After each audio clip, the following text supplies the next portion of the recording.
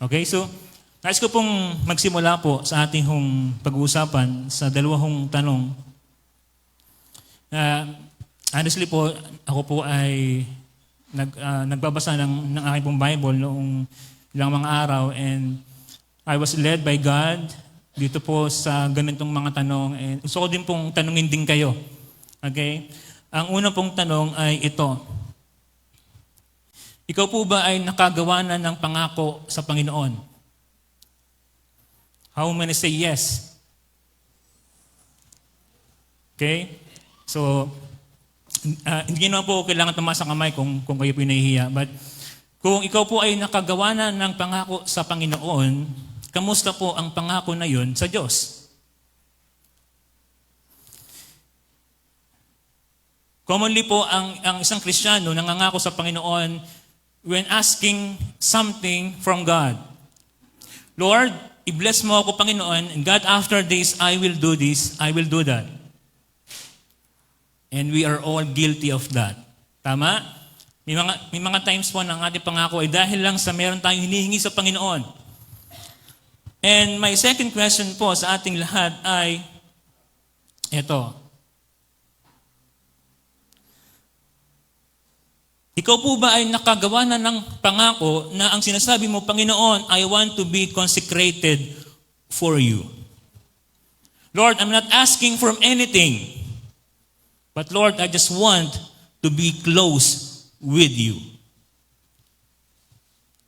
How many say, yes, I pray that. Lord, na wala akong hiningi sa Panginoon, kundi, Lord, I just want to be set apart for you.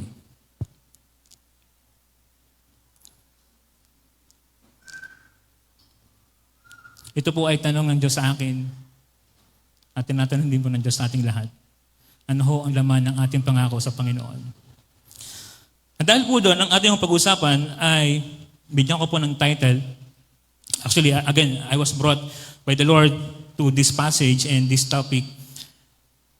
Nazarite vow consecrated for God. Isa pong uri ng pangako.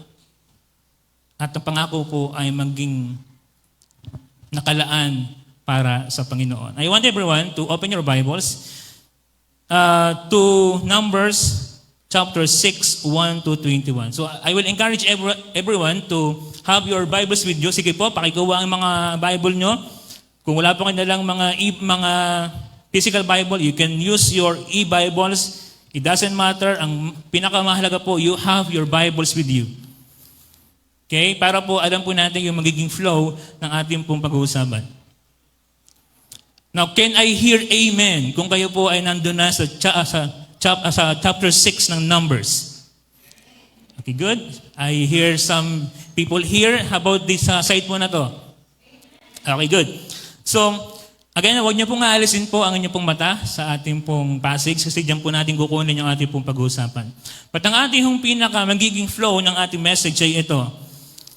We will be understanding the characteristics of the Nazarite vow. Ano ang karakteristik ng klase ng pangako na to sa harapan ng Panginoon? And I pray po that as we end this message, the Lord will speak to you personally and be encouraged po na ikaw mismo, by God's will and your own decision, ay makagawa din po ng gantong pangako sa Panginoon. Kung di man po natin magawa yung pinaka-procedure, but yung essence, magawa po natin. But first, let us talk about and let us define kung ano po ba ang vow. We are always quoting or we are using the word vow, pero ano po ba ang ibig sabihin ng vow? Ang vow po ay dinefine ng dictionary na ito po ay taimtim. Ito po ay taimtim na pangako na gagawin mo ang isang bagay. Okay? Or you are dedicating yourself to someone. Okay? Ang isa ho niyang picture ay yung pong vow ng mag-asawa. Noon hong nagsumpaan ang dalawang tao sa harapan po ng Diyos at sa harapan po ng mga tao, nangangako po ang lalaki at saka po babae na gagawin niya ang isang bagay para sa kanyang asawa. Yun po yung vow. So, Ang isa pong meaning ng vow ay a determined decision or promise to do something. Again, going back po, ito yung pangako mo. But interesting po na ang vow sa Hebrew language ay galing po sa Hebrew word na naudar, which simply means to vow, to promise, or to do something for God. Meaning to say, pag sinabi mong vow to God, you are giving God a certain parang words na, Lord, I will do this, I will do that for you. Okay? Now, later po, explain ko po ano yung connection nito sa Nazareth vow. Okay? Anyway, again po, yung po, ang ating lahong common denominator, ang vow po ay pangako ng gagawin. Malinaw po yan. Pasabi po sa ibang katabi, malinaw ba? Yan. Para po at least alam po malinaw. Baka naman, malinaw po, malinaw po. Paglabas naman, ano nga ba yung sabi ng, ano nga ba meaning ng vow? Okay? So at least we are all clear, ha? Now, pag-usapan po natin, ano yung characteristics ng Nazareth vow at ano yung connection nito doon sa importance ng vow. Let me give you 4 characteristics of Nazareth vow according to our passage. First, the Nazareth vow is voluntary. Okay? Ang Nazareth vow po ay voluntary. Ibig sabihin, ito po ay personal mong decision. Let's start with verse 1. I want everyone to open your Bibles and read from verse 1 up to verse 2.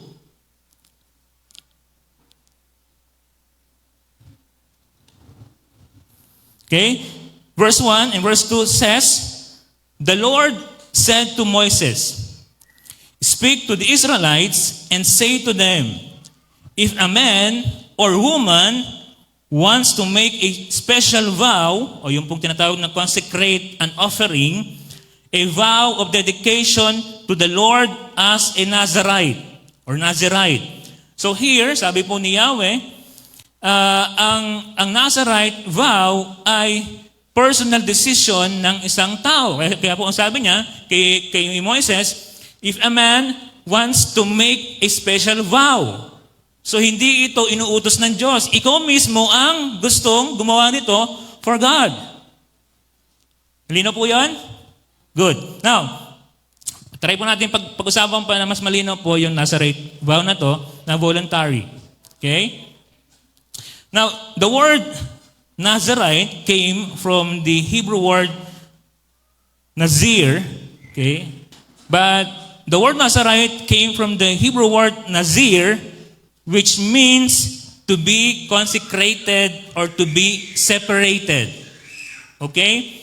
Noong sinabi ni Yahweh na Nazarite, it means one who is separated and one who is consecrated.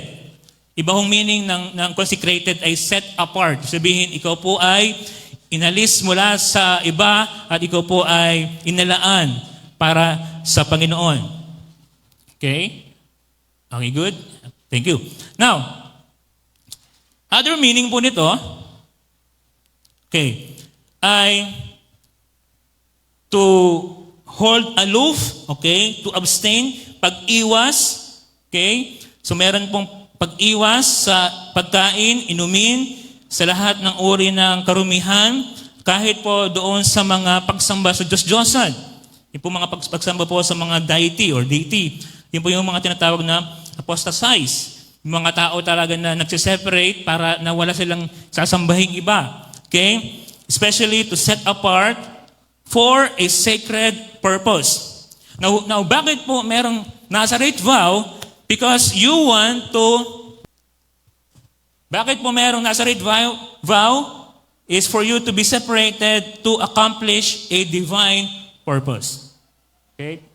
Anyway, sige, dyan na lang tayo.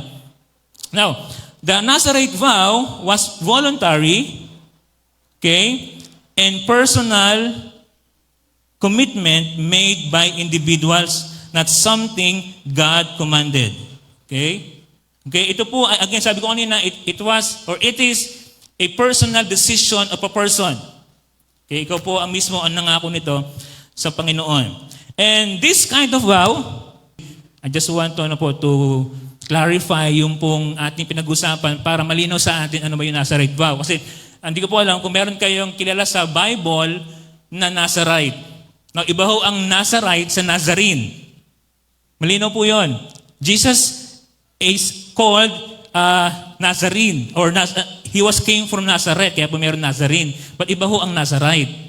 Ang Nazarite po ay yung isang tao na meron pong ginawang pangako sa Panginoon. Anyway, dahil po merong voluntary vow, it means a desire, a decision, and an action. Meaning to say, hindi mo nang sinabi na, Lord, I will make a vow to you, but you desired it, and after that, you do it. Hindi lang yung, Lord, pangako Panginoon, ako po ay magpe-pray. Kaso hindi mo naman ginawa.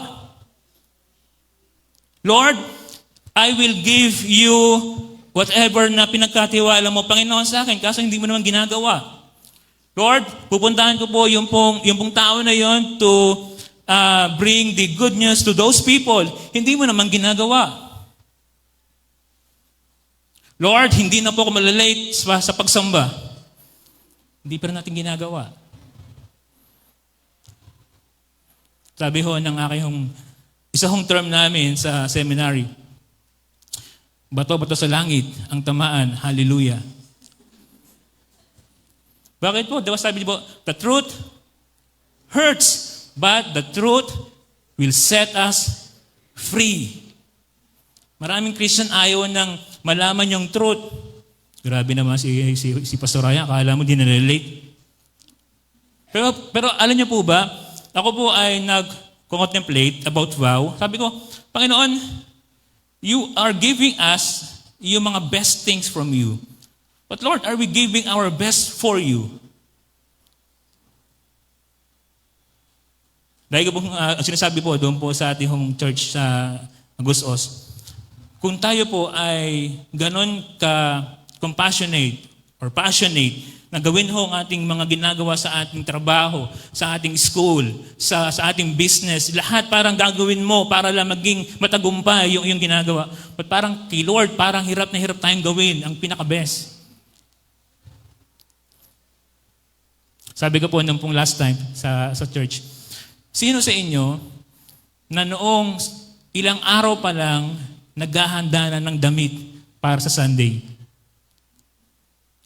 Tanong ko po kayo, kung meron po kayong atinan, kunyari po na activity like kasal, debut, or kunyari po anniversary ng isang mag-asawa, di ba po, usually or commonly, naghahanda tayo ahead. Tama? Kaya sabihin, meron tayong motive. Kulay ganito. Ikaw naman, syempre, ay pupunta ako doon, so maghahanda ako, bibili na ako, maghahanap na ako ng pwedeng hiraman. But humis lang kay Lord, parang, kunyari, Sunday na ng morning, alin kaya dito ang pwede? Siguro ito na lang. Parang nawala na po yung excitement natin kay Lord. Tignan niyo po katabi. Mukha po ba niya excited pa kay Lord? Amen? O pasabi mo sa iyong katabi, kapatid, maging excited ka uli kay Lord. Can I hear some amen dyan? Okay, di ba? Sige nga po, taas ang kamay. Gusto pa uli maging excited para kay Lord. Ayun, di ba? So wala na pong date next week. Pastor, ibang usapan naman yun. But anyway, again po, this kind of vow is voluntary, meaning to say, you are giving yourself fully surrendered to God. It is your personal decision to be fully surrendered completely to God. It is your vow to God. Ito po ay personal, but we can see po sa Bible na meron po mga ibang pangyayari na yung magulang mismo ang nag-dedicate ng kanila pong mga anak. Like Samson, like Samuel, and si John the Baptist. Now, they were offered by their parents to the Lord. But yung pong Nazarite talaga, ang kanyang essence talaga po ay personal. Pero dahil po, siyempre, bata pa lang, under sila ng authority ng kanilang magulang, okay po yun. Pwede siyang i-offer ng kanilang pong magulang. Second thing is, this kind of vow is for both men and women. Again, please look at your verse 2. Sabi ko po sa inyo, diba, kailangan po talaga ng inyong Bible dito para alam natin yung pinag-usapan natin. Verse 2, it says, if a man or woman wants to make a special vow. Meaning to say, ito po ay pangkalahatan. Ito po ay walang pinipiling gender. Ito po ay pangako na pwedeng gawin ng isang lalaki at isang babae sa harapan po ng Panginoon. At according po sa mga pag-aaral, commonly po sa bansang Israel, ang Nazarite vow ay ginagawa ho ng isang babae, ng isang lalaki. Try natin kung kayang maibalik to. Okay? Ito po ay ginagawa ng isang babae, isang lalaki kapag meron silang breakthrough from a disease. Halimbawa, ikaw po ay gumaling sa iyong karamdaman. After that, you will make a vow to God, Lord, dahil Panginoon, meron akong breakthrough, Panginoon, dito, God, I will offer my life to you. Yung po yung kultura ng pong unang panahon. Or meron pong paghingi ng anak. Sino po nakakaalam sa Bible na someone who prayed for a child. And after that, she offered. Si Hannah ay humingi ng anak. Ang kanyang pangako, Lord, bigyan mo lang ako ng anak, Panginoon God. Ngayon pa lang, habang wala pa siya, Panginoon, iniaalay ko na siya sa iyo. And that is a Nazarite vow. Okay? So, Nazarite vow was commonly taken by both men and women for personal reasons, such as expressing gratitude for healing from illnesses. However, doon po sa book o sa law ni Moises, pwede pong gawin kapag ho ang isang babae, okay, thank you po mga Midianites, sa Numbers 30 po, interestingly, kapag daw nangako ang isang young woman, okay, pwedeng i-overrule ng kanyang tatay yung kanyang vow. Kapag nangako po ang isang asawang babae at nadinig ng kanyang asawang lalaki at nag-disagree yung kanyang asawang lalaki, pwedeng i-overrule ni asawang lalaki yung vow ni babae. So, Pastor, bakit? Wala bang karapatang mag-vow ang isang babae? Hindi ho. Again po, let us look it sa kanyang context na nung pong unang panahon, sa time po ng mga Israelites, yung pong authority ay nasa lalaki, nasa husband. At lalo kung alam po ni husband na yung pong vow ni babae ay dahil lang sa emotion at pwede pong magkaroon ng consequences after all or after that, pwede pong i-overrule ni lalaki yung vow. But ang point ko lang po, ang vow po na to ay pwede po sa lahat. Third, now explain ko later. Pastor, ano pong point mo? Ba't mo sinasabi to? Later po yung ating pinaka main point. Third point, this kind of vow, this Nazarite vow, has a specific time frame. Meron lang po itong certain period. Okay? Meron po itong nakalaan lang na oras. Verse 8, I want everyone again to look at your Bible in verse 8. And wherein it says, throughout the period of their dedication, okay, they are consecrated to the Lord. Now, in verse 13, jump po tayo ng verse 13. Paki-next na lang mga taga-media. Verse 13, it says, now this is the law of the Nazarite when the period of their dedication is over. So ano po ang ating point? Ito pong klaseng vow na to ay meron lang pong certain time period. At sa bansang Israel po, tumatagal, commonly po, paki-next na lang ulit, na 30 days, 60 days, and 100 days, or 1 month, 2 months, and 3 months, yung iyong vow kay Lord na Nazarite. Sabihin, for 100 days, for 30 days, for 60 days, you are consecrated to God. Okay, yun po yung uri ng time frame ng Nazarite. Now, but again, sabi ko po kanina, meron pong tinatawag na special cases ng Nazarite vow. Meaning to say, meron pong lifelong Nazarite vow. Meaning to say, buong buhay mong consecrated ka lang kay Lord. At yun po ay ating makikita kay Samson in Judges 13 verse 5. Okay? Kay Samuel, 1 Samuel 1:11, and kay John the Baptist, Luke 1:15. Ulitin ko lang po para meron tayong references. Si Samson, okay, he was a Nazarite for the whole span of his life. Si Samuel, he was offered by his mother for the rest of his life. And finally, si John the Baptist, na sabi po ng Luke 1:15, he is never to take wine or to drink fermented drink, or he will be filled with the Holy Spirit even before he is born. So meron po talagang lifetime na Nazarite vow. Pang-apat, and later po explain ko ano yung point ko, bakit ko sinasabi lahat ng ito. Pang-apat po na characteristic ng Nazarite vow, this kind of vow were specific guidelines and restrictions. Meaning to say, noong nangako ka ng ganito, may gagawin ka. You have a certain things to do. Hindi lang yung, Lord, I promise, I make a vow to you. After that, wala kang ginagawa. Na iba ho ang Nazarite vow. Merong sinabi ang Panginoon na gagawin mo. Paki-slide nga po. Kung kaya. Sorry po, medyo ang ating Kasi gusto ko po kasi maging malinaw sa ating lahat. Ayoko po na pag-uwi natin, ano nangyari? Okay? Okay, sige po, yung next, please.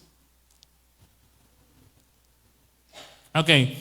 When we read yung pong verse 3 and verse 7, ano ang gagawin ng Nazarite? Isang Nazarite person na mayroong vow. Uno po, he or she was to abstain from wine. So ang isang Nazarite ay bawal uminom ng anumang inumin mula sa ubas. At the same time, bawal din siya kumain mismo ng ubas. Explain ko po later bakit, Pastor, anong difference na yung ubas na juice at yung ubas na mismong prutas. Bakit hindi pwede pareho? At sabi po doon, so verse 3 and 7, not even the seeds or skin, kahit po yung mismong pinaka-skin ng ubas, bawal po yun. Pastor, paano yung pong pasas? Bawal din po ang pasas. Okay, now, next, the Nazarite was not to cut his hair for the length of the vow. Bawal po yung mga Nazarite magpaputol na kanilang, ulo. Hindi ulo. Yung buhok, okay. At least malinaw po, baka ulo ang putulin. Okay? And lastly, bawal pong pumunta ang isang Nazarite person na mayroong ganitong vow sa isang patay o sa isa pong patay na katawan or sa mga namatayan. Sabi ho ni Yahweh, not even your family members. Wow! Sabi ni Yahweh, okay, when you make this kind of vow, even your family members, you are not allowed to go there. Whether your father, whether your mother, whether your sister, whether your husband, whether your wife, bawal mong puntahan yun. Bakit po?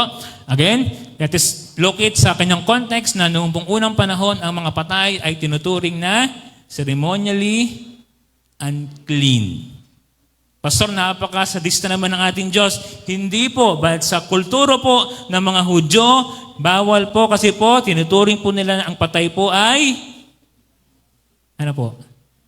unclean or hindi malinis. So huwag natin i-take na sobrang sadista naman ng Diyos. Namatayin na ngayon tatay mo, hindi mo pupuntahan. Hindi po, kasi po, merong reason.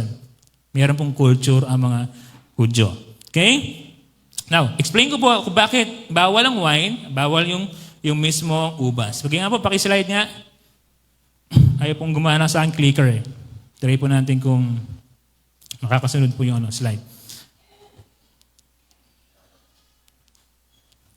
Sige, anyway, bago pala yon, in verse 13 and verse 20, ito naman po yung gagawin ng isang Nazarite kapag po tapos na yung kanyang period. Meaning to say, "Oh Lord, tapos na po yung aking certain days or months ng vow." Ito yung gagawin niya. Maghahandog po siya ng iba't ibang klase ng handog sa ating Panginoon. Ibig po sabihin, yung kanyang pagtatapos ng kanyang vow ay hindi lang sa salita, meron pa rin siyang gagawin na paghahandog sa ating Panginoon. Anyway, again, yung pong uncut hair, kung kaya makasunod po ng slide, yung pong uncut hair, the uncut hair symbolize that the person was set apart for God, visibly and completely. Bakit, Pastor? Kailangan po hindi putulin yung buhok ng isang Nazarite. Kasi po, habang nakikita po ng isang tao yung kanyang buhok na nahaba, it reminds that person that she or he is under a vow. Malinaw po yun.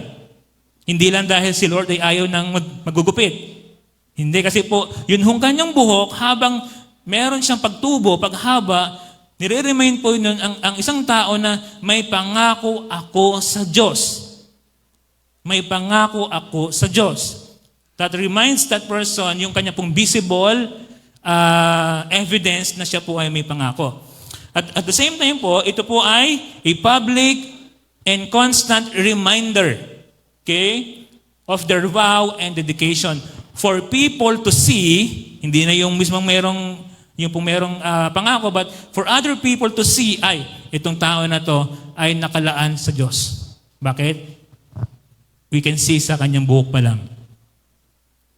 Kaya tandaan niyo po ito, ano ho ang nangyari kay Samson kung bakit ho siya natalo or nagapi? Anong ginawa ni Samson?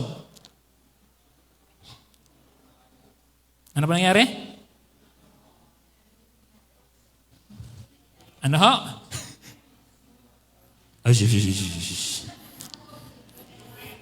Iyon. So, sino ho ang naggupit kay Samson? Anong pangalan ng barber? Si Delilah. So, Pastor, pinutol lang yung buhok ni Samson. Talo na. Hindi ho, kasi noong si Samson ay nag-disobeyed sa kanyang vow, okay, dahil doon, dishonor ni Samson yung kanyang vow as a Nazarite, hindi naman yun dahil pinutol lang yung kanyang buhok eh. But dahil meron na pong disobedience sa kanya, nawala na yung presence ng Diyos sa kanya. Ikaw ba naman, meron kang pangako kay Lord, hindi mo naman ino-honor. Is God pleased with your character? Nangako ka na, Lord, sige po, I will serve you, I will be separated for you. Hindi mo naman ino-honor. Sige nga, si Lord ba matutuwa?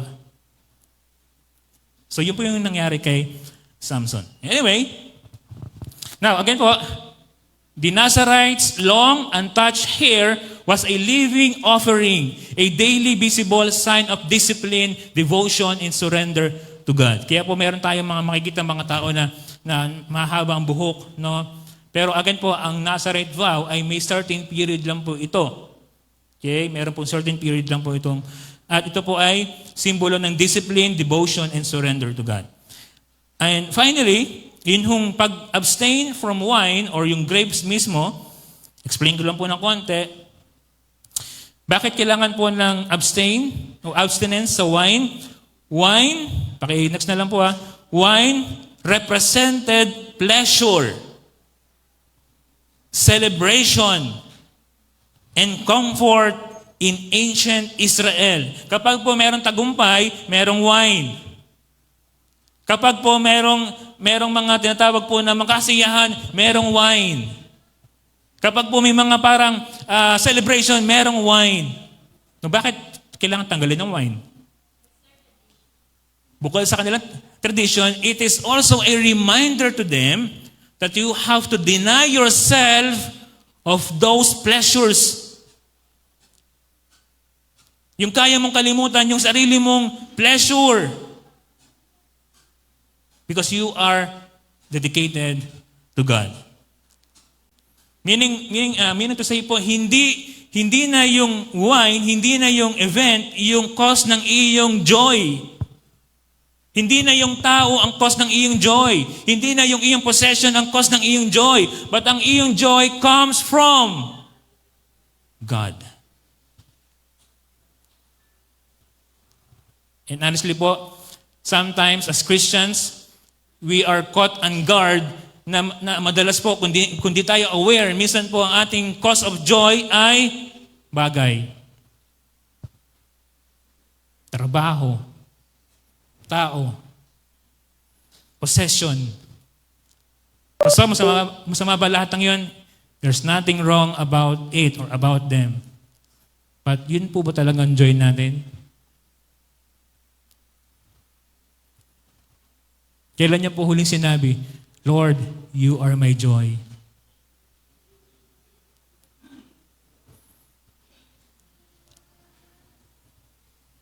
Sometimes po, let's be realistic and let's be honest. Sometimes ito yung nagiging cause ng joy natin.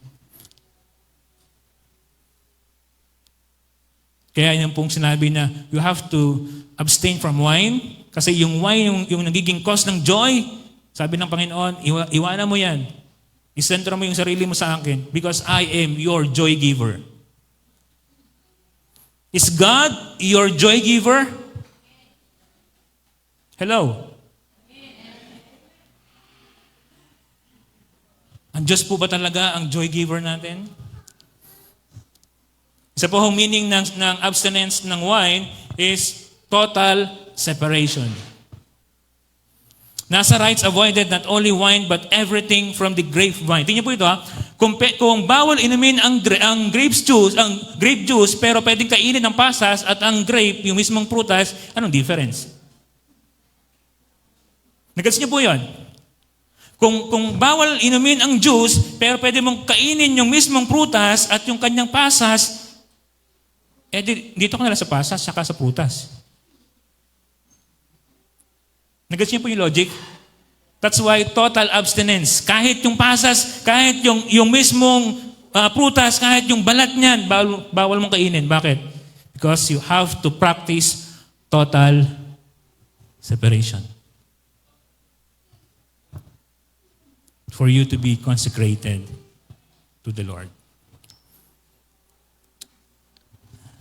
Ako po ay hindi naman talaga fully knowledgeable sa lahat sa Bible. So that's why I did my research po. And I found out, kung pwede natin i-slide next, that within the Near Eastern society, meaning to say, yung pong Eastern, yung pong mga, sa time ng mga Israelites, special vows to the deity were not uncommon. Hindi naman talaga parang wala sa circulation yung mga vow. Marami pong mga vow talaga nung pong unang panahon.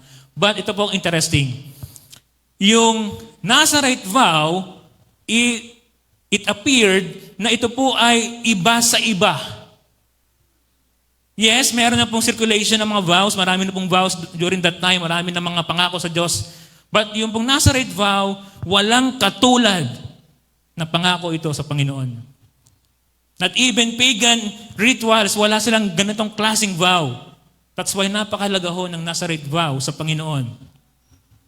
Dahil wala ho itong katulad na pangako. Yun hong isang tao, that time, pwedeng mangako ng pag-ibig sa Diyos niya, sa Diyos-Diyosan niya, at the same time, ini-enjoy ang mundo. It happens, and it can happen.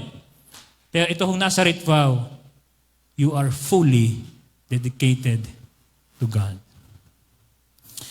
Si ano ho, iyan ko lang po ito ng konti. Si Flavius Josephus, ito po ay historian. Siya po ay Jew na historian. Way back pa po, napakatagal ng panahon. Sabi niya, yun daw pong Nazarite vow ay hindi lang nangyari sa time ng Numbers. Interestingly po na even after na Second Temple, noong pong panahon ni King Zerubbabel, noong pong tinayo po nila, at yung pong priest na si Joshua, noong tinayo po nila yung Second Temple, pinapractice na po nila uli yung pong ganitong vow. Meaning to say, hindi natapos sa book ng Numbers. Okay. Anyway, tanong ko lang po kayo, sino po sa inyo ang nabasa na po ang book ng Numbers? Okay. Taas po kamay, alam na mayroong book na number sa Bible. Ay, meron palang ganun sa Bible na numbers. Alam niyo po,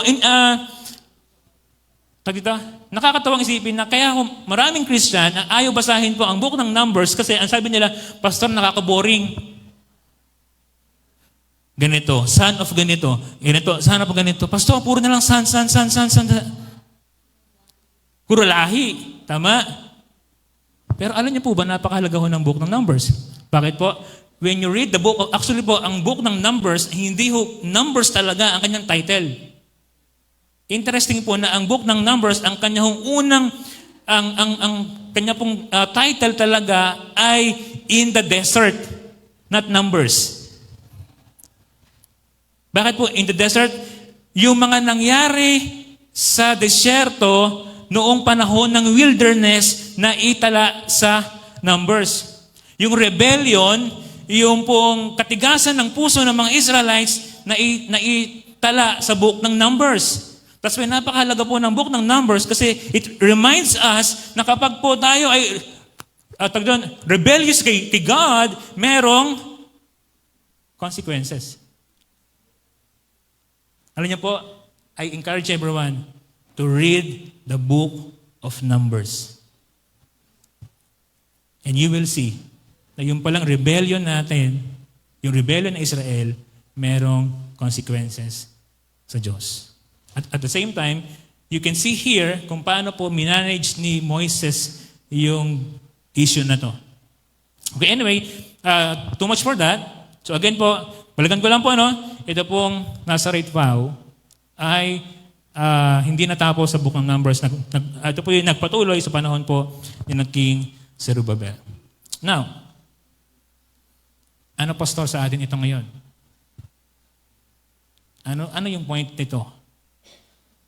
Okay, nalaman na natin na ang Nazarite vow ay voluntary, ang Nazarite vow ay para sa lahat ng tao, ang Nazarite vow ay mayroong period of time, ang Nazarite vow ay mayroong restrictions na dapat gawin.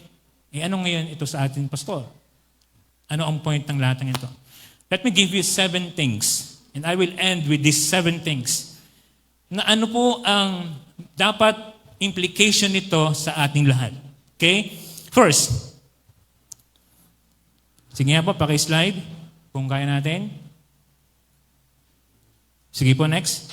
First, true consecration to God begins with a heartfelt decision, a personal and voluntary expression of one's dedication to Him.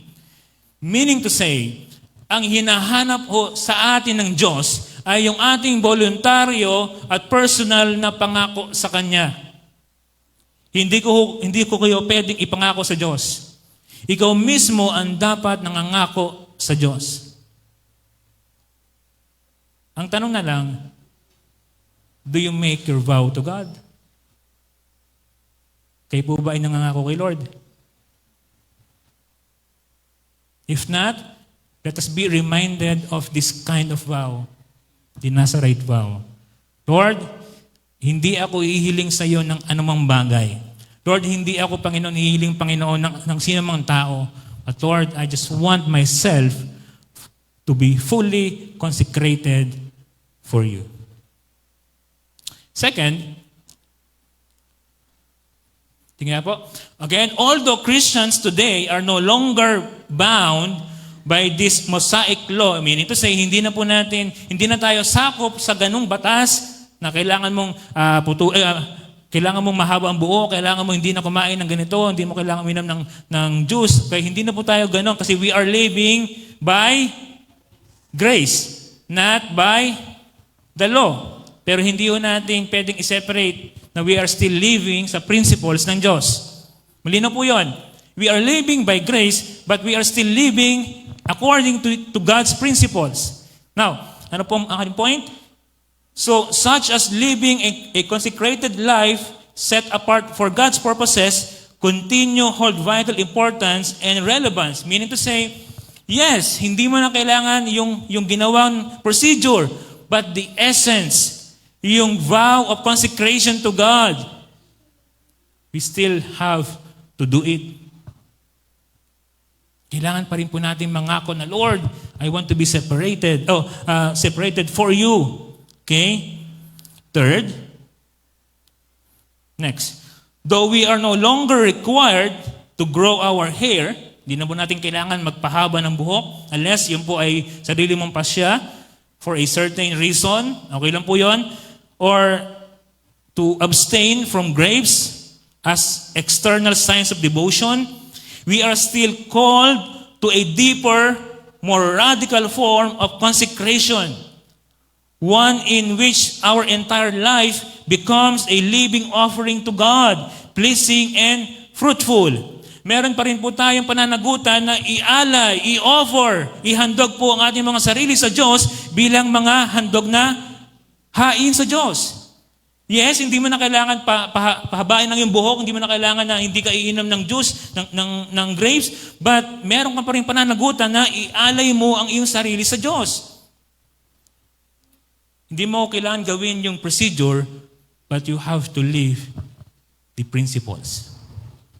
Malinaw po yan. Yung po bang inyo pong katahimikan ay katahimikan ng nauunawaan o katahimikan ng hindi nauunawaan? Okay. At kung hindi po naunawaan, babalikan ko po sa simula. Malinaw po. Number 4. Again, while the Nazareth vow had a defined duration and specific requirements, its core principles remain applicable throughout every stage and season of life. Yes, Pastor, di ba mayroon lang period of time yung vow na 30 days, 60 days, 100 days. Tama po. Noong panahon ng Israelites. But ngayon, wala na po tayong parang period. So ang ating pong offering ay habang buhay. Lord, magiging Christian ako, Panginoon, for 100 days. Lord, I will serve you, God. I will love you for 100 days, God. After that, Panginoon, I will enjoy naman, Lord, ng buhay. Nagets niyo po yun? Ang ating pagiging consecrated to God ay walang expiration. Pakicheck po niyo pong katabi. Hindi ko po sinasabi na expired po siya. Ang sinasabi ko po sa inyo, sabihin niyo po sa kanya, walang expiration. Sino po sa inyo, taas po ang kamay, Christian noong Monday? Taas po ang kamay na Christian noong Tuesday? Christian noong Wednesday? Thursday? Friday? Saturday? Siyempre, this Sunday. So wala po. So ano po tayo? Ano po? Christian every day. Okay, good. Pasabi po sa ibang katabi, Christian every day. Every day, okay. Okay? Pastor, pwede ba Monday lang muna, pero yung Tuesday, hindi po. We are Christians all the day, no? And every day. So again po, although again po, contextually speaking, ang Nazareth vow po ay may period of time, but for us today, ang ating buhay kay Lord ay wala na pong expiration. Okay. Fifth, ito po, I want everyone na basahin po yung fifth. I want everyone to read with me. 1, 2, 3, read, go!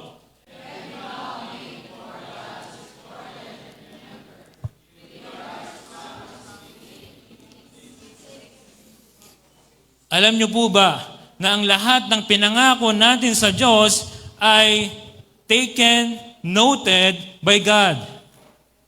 Alam niyo po ba na ang pinangako niyo kay Lord ay naaalala ni Lord hanggang ngayon? Posibleng hindi mo na naalala or posibleng hindi mo na inaalala, but kay God, lahat po ng pangako mo ay naalala niya. Pastor, ano mong iyong ebidensya? Sige, Pastor, meron ka bang verses that will support your claim na lahat ng pangako ko or natin ay naalala ng Diyos? Yes. Saan? Sa Bible po meron. Pastor, saan sa Bible? Sa Bible po meron. Hindi meron po sa Bible. Okay, let's read all together. Paki-next nga po. Balik. Let's read from Numbers 30, verse 1 and 2. Ito muna, taas po muna. Let's read all together. Go. Moses said to the heads of the tribes of Israel, go.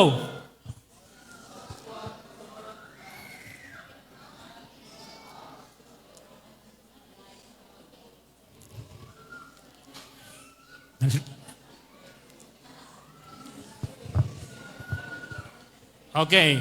Ano po sabi ng merong red highlight? He must not break His word, but must do everything He said. Kailangan mong hindi mo baliin yung iyong sinabi. Well, in fact, hindi naman ang Diyos ang nagsabing mangako ka. Ikaw nga ang nangako kay Lord. So dahil si Lord naman ay Diyos na ino-honor ang iyong pangako, take note, church, the Lord is expecting you not to break your words. Kaya akala po natin na napakasimple lang yung ating pangako kay Lord, no? Akala natin, ay, hindi na naalala ni Lord yun. Basahin po natin yung pong next po na sinabi po ni Solomon. Let's read from Ecclesiastes chapter 5, 4 and 5. Go.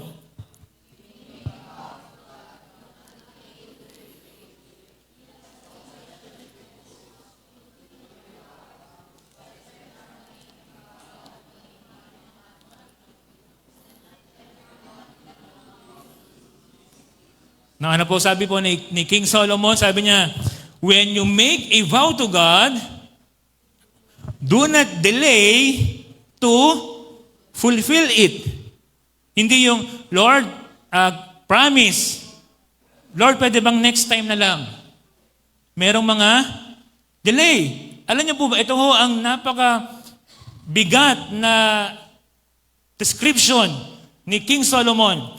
He has no pleasure in fools.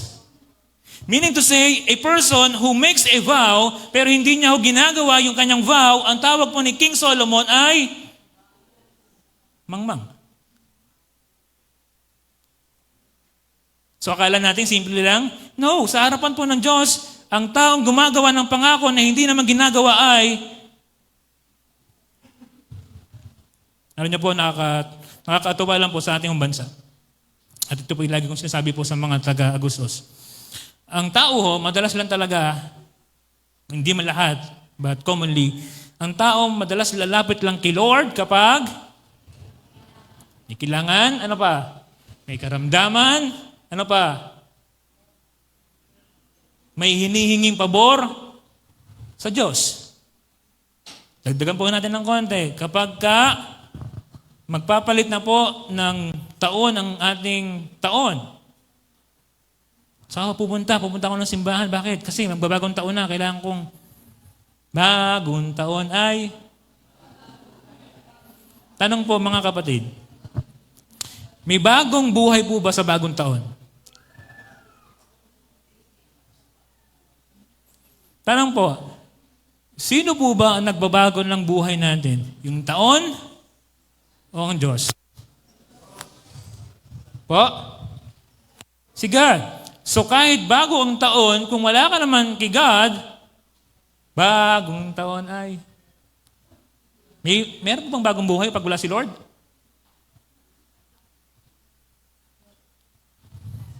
Pastor, kailangan natin ng 12 bilog. Church, ang point ko lang po, ang ating changes, ang ating transformation, wala sa taon. Wala sa damit. Na kay Lord. At nasa quality ng ating puso. Kaya ho, kahit ho hindi bagong taon, we can say, dahil sa Diyos, may bago tayong buhay. Amen? At kayo pong lahat ay testimony ng bagong buhay na bigay ng Panginoon. Tayo pong lahat. So pasabi sa iyong katabi, ikaw ay testimony ng bagong buhay. Kaya, maging testimony ka sa ibang tao. Ayan. Sino po sa inyo ang patuloy pa rin pong tinetestify ang goodness ng Diyos sa ibang tao? Amen. Di ba? Kayo po ba ay sumasama sa mga evangelism sa inyong distrito?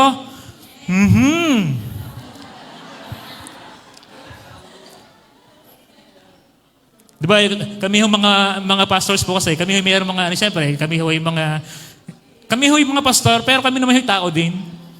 Meron po kasi ang tingin sa mga pastor, hindi tao eh. O, pastor, nagagalit ka, bawal magalit ng pastor. Pero pastor, napaka-biro mo, bawal magbiro ang pastor. Pero ang pastor, alam niyo po ba, si God ay God of, anong pinaka-term nun? Laughter. After all, ang pangalan po ni Jacob ay, it means laughter. So yes, the Lord po ay merong humor. Although hindi sa tulad ng tao na sobrang nagbibiro, pero kay Lord, meron siyang humor. Kaya nga sabi niya, ang pangalan nito Jacob, it means laughter. Diba? Di kami merong kwentuhan. Ang aming laging biro. Bakit nga ba, no? Agad, hindi naman po ito ikaw. Hindi po ito ikaw. Baka po yung katabi mo. Dito ko lang po. Pag daw ang isang gawain ay, kunyari, evangelism. Usually, ang nandyan si pastor. Saka yung ibang mga membro, yung mga ibang leader. Yung mga ibang members, nasaan? Nasaan po? Ganito, tanongin niyo po niyo katabi, nasaan ka? Pastor, nasa bahay ako. Anong ginagawa sa bahay? Nagpe-pray ako for you. Alam niyo po, your prayers are good. But we need you. Pastor, kasama mo si Holy Spirit, hindi ka nag-iisa. Yes. Pero kailangan din kita. Diba? Tapos kunyari, mayroon kunyari celebration sa church. Diba? Parang ang mga tao excited. Pag evangelism, ano ba nangyayari? Tingnan po ito. Tapos kunyari, mayroong isang hindi Krisyano, no? Tapos, nag-aagaw buhay na. Tapos, mayroong ibang nakipag-share sa kanya. Siyempre ikaw, dahil kunyari ikaw ay mahal sa buhay or kaibigan, nagpunta ka kunyari. Sabi sa iyo ng iyong kaibigan, nasaan ka nung kailangan kita? Nung kailangan ko ang Diyos, nasaan ka? Anong ginagawa mo? Pastor, hindi nasaan ako? Nagpe-pray ako, pastor. But ang point ko lang po, kailangan po nating lahat. Kasi wala po akong nabasa sa Bible na ang evangelism po ay trabaho lang ng isang tao. Trabaho po natin lahat dyan. Amen? Amen?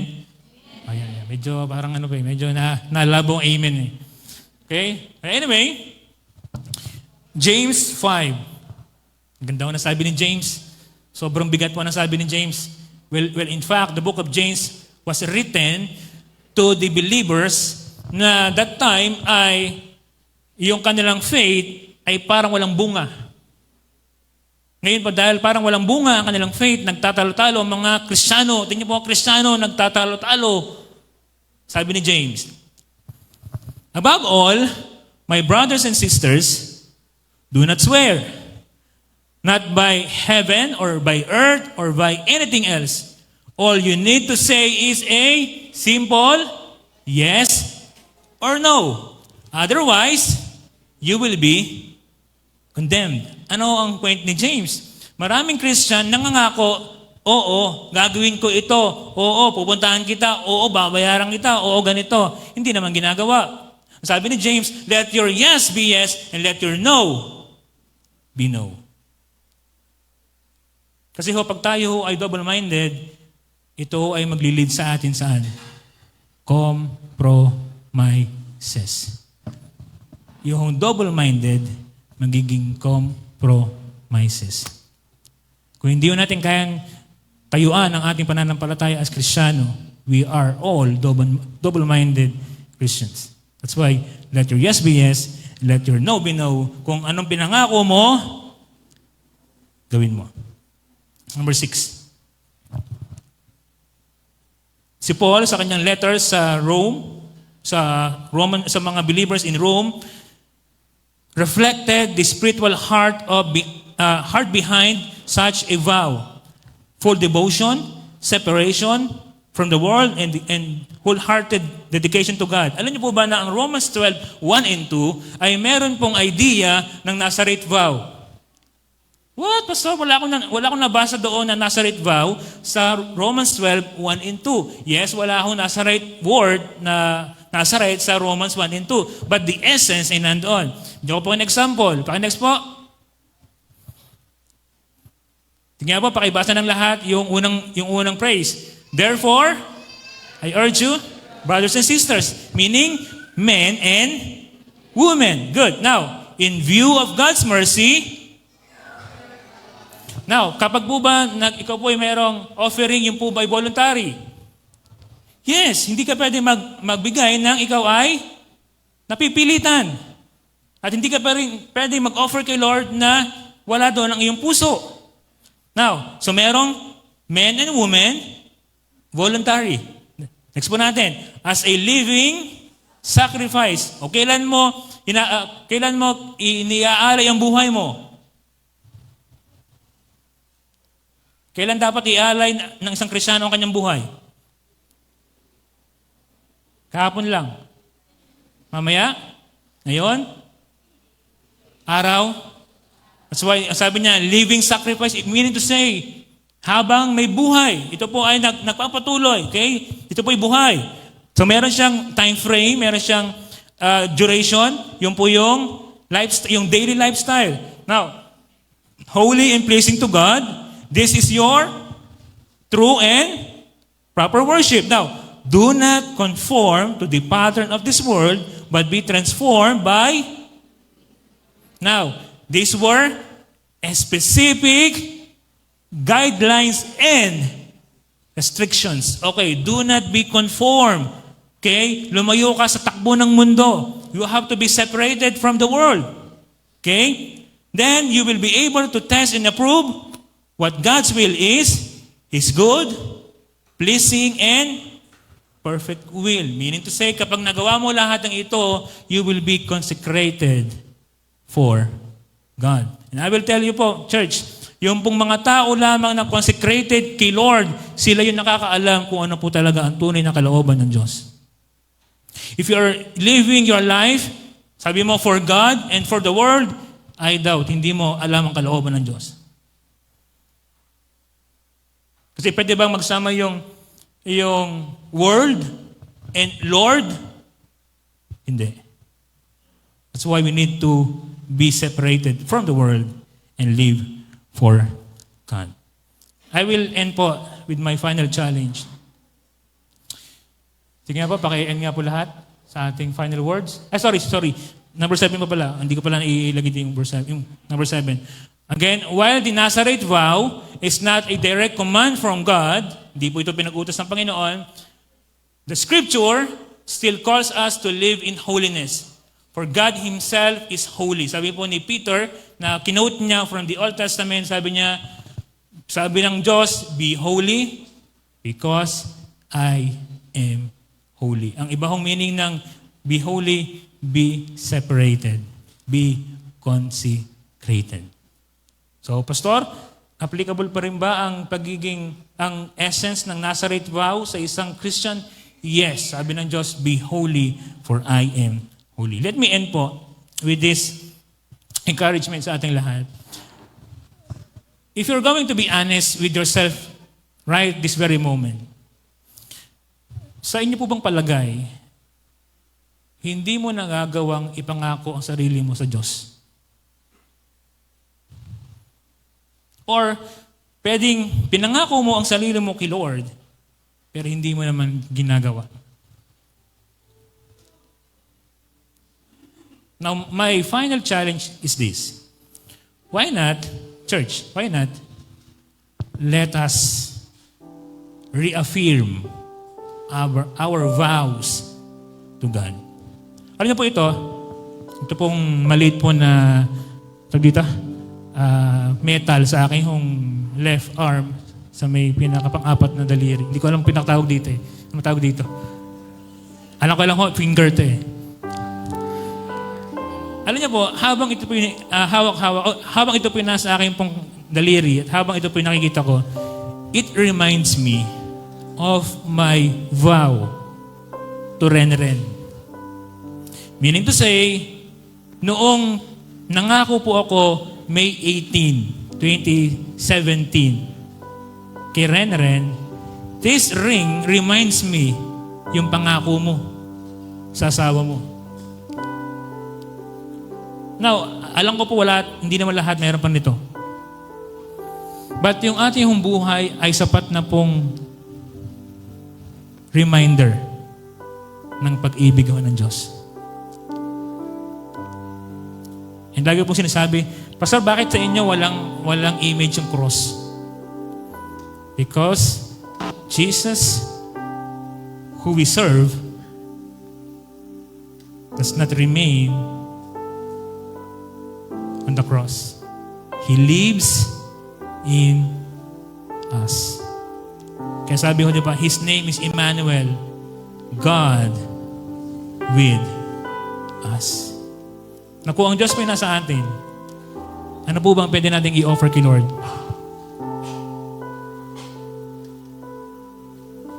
Yung puso po natin.